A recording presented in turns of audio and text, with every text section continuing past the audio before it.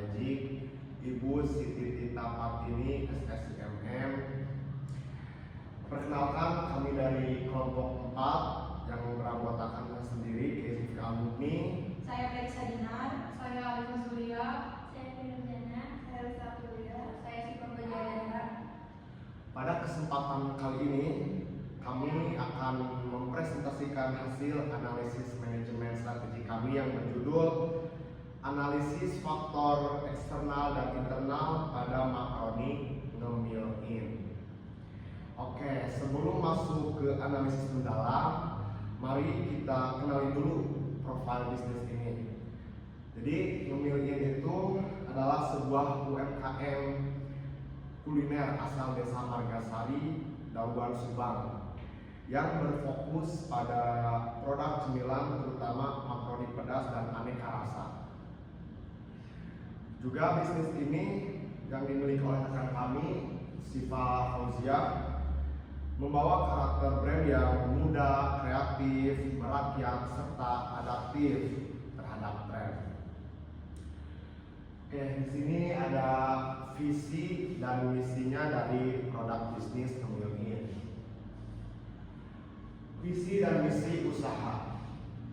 Visi dari produk Ngemil-in menjadi merek cemilan makaroni lokal terdepan dari Subang yang dikenal secara nasional melalui inovasi rasa, kualitas produk yang konsisten, dan pemanfaatan teknologi digital, serta mampu bersaing di pasar modern pada tahun 2030. Kemudian di sini untuk misinya yaitu untuk mewujudkan misi tersebut, Ngemil-in berkomitmen untuk yang pertama konsisten, jaga rasa dan kualitas. Nah, jadi selalu menyajikan makaroni yang renyah dengan bumbu, kemudian menggunakan bahan baku terbaik agar pelanggan tidak bosan dan selalu ketagihan. Yang kedua yaitu kreatif mengikuti tren cemilan. Nah, si Ngemil-in juga aktif membuat varian rasa terbaru dan dengan ukuran kemasan yang sesuai dengan kemauan konsumen dan tren pasar pada saat ini. Kemudian misi yang ketiga yaitu gencarnya promosi online, memanfaatkan TikTok, Instagram, dan marketplace secara maksimal untuk mengenalkan merek Ngemil-in keluar wilayah Subang. Kemudian misi yang keempat yaitu buka peluang usaha seperti kemitraan. Jadi mengajak masyarakat atau anak muda menjadi reseller atau menitipkan produk di toko oleh-oleh di sekitaran Subang untuk memperluas penjualan dari produk Ngemil-in. Kemudian yang kelima yaitu tertib izin usaha. Jadi Ngemil-in juga mengurus legalitas produk seperti izin PIRT dan sertifikasi halal agar konsumen merasa aman dan percaya terhadap produk Ngemil-in ini. Kemudian selanjutnya akan dibahas oleh rekan saya. Selanjutnya ada faktor eksternal makaroni Ngemil-in. Yang pertama itu peluang atau opportunities. Di O1 itu meningkatnya minat masyarakat terhadap makanan dengan siap konsumsi. O2 perkembangan media sosial yang memudahkan promosi produk dengan biaya rendah. O3 peluang kerjasama dengan reseller, distributor, dan toko oleh-oleh. Yang keempat meningkatnya tren belanja online di kalangan konsumen. Dan O5 adanya peluang inovasi rasa dan kemasan sesuai dengan pasar. Selanjutnya itu ada ancaman atau threat. Di tingkat T1 itu banyaknya pesaing menjual produk makaroni pedas dan cemilan sejenis. T2 ada kenaikan harga bahan baku seperti minyak goreng dan bumbu. T3 perubahan selera konsumen yang cepat terhadap produk makanan ringan. T4 munculnya produk substitusi seperti basreng, keripik, seblak goreng, dan snack modern lainnya. T5 persaingan harga yang ketat di marketplace dan media sosial. T6 kondisi ekonomi yang dapat mempengaruhi daya beli konsumen. T7 perubahan regulasi terkait keamanan pangan, perizinan dan label produk.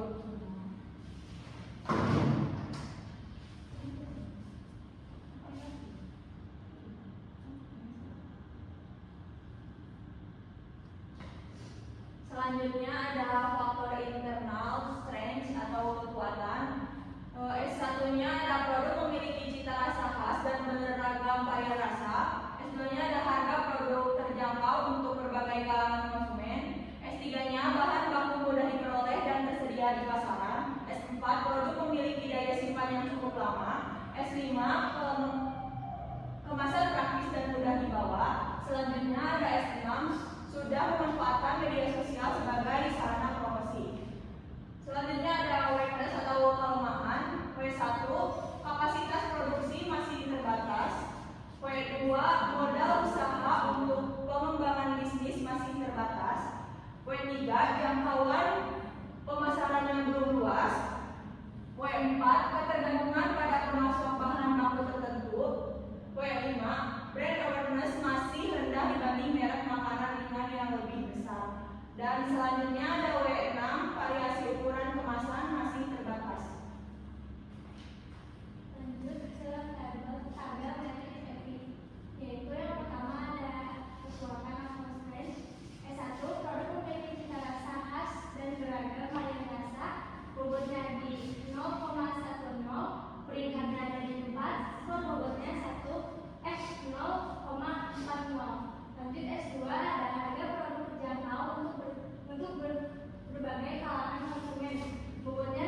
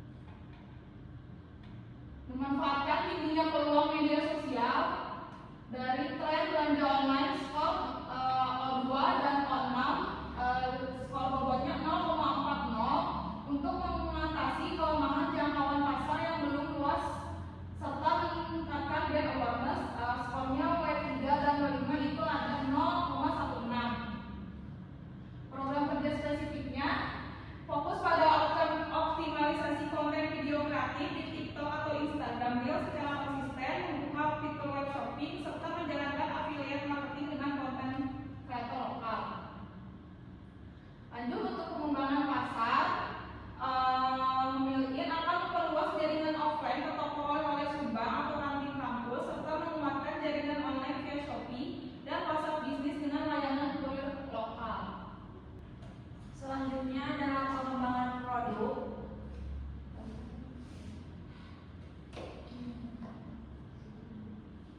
Strategi yang dipilihnya variasi rasa menjadi keunggulan yang perlu terus dikembangkan agar mampu menghadapi persaingan. Terus untuk program kerja yang spesifiknya, yang pertama adalah menunjukkan varian rasa baru yang sedang tren seperti daun jeruk pedas, keju premium, dan jagung bakar. Yang kedua adalah menyediakan pilihan ukuran kemasan baru, mulai dari kemasan ekonomis, pouch kecil, hingga kemasan ukuran besar, family size. Yang ketiga ada mengembangkan desain kemasan standing pouch transparan yang dilengkapi zipper agar produk terlihat premium dan tahan lama. Selanjutnya ada peningkatan kapasitas operasional. Keterbatasan kapasitas produksi dan bahan baku perlu diperbaiki agar peluang pasar dapat dimanfaatkan secara maksimal. Yang pertama ada merekrut tenaga kerja paruh waktu dari lingkungan sekitar saat persediaan offline atau musim liburan sedang ramai. Yang kedua ada menjalin kerjasama dengan lebih dari satu pemasok bahan baku maupun mentah, minyak, dan bumbu untuk mengamankan stok.